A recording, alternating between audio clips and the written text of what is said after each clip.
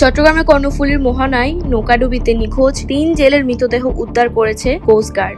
রবিবার ১০ আগস্ট ২০২৫ তারিখ সকালে কোস্টগার্ড মিডিয়া কর্মকর্তা লেফটেন্যান্ট কমান্ডার সিয়ামুল হক এ তথ্যে জানান। তিনি বলেন, গত ৭ আগস্ট ২০২৫ তারিখ বৃহস্পতিবার চট্টগ্রাম হতে নোয়াখালী গমনকালে কর্ণফুলী নদীর খাড়ির মুখ এলাকায় ফিশিং বোট FB অনিকা চলমান লাইটার ভেসেলের সাথে সংঘর্ষের ফলে সমুদ্রে ডুবে যায়।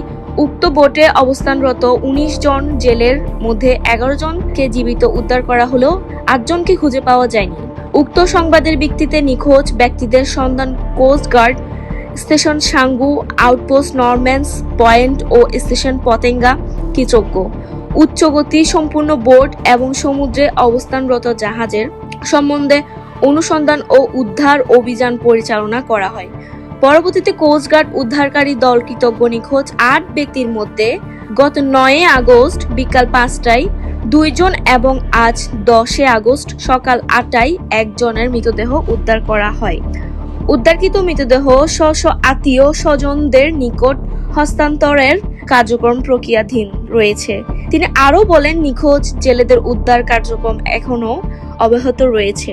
news.com BD Chittagong.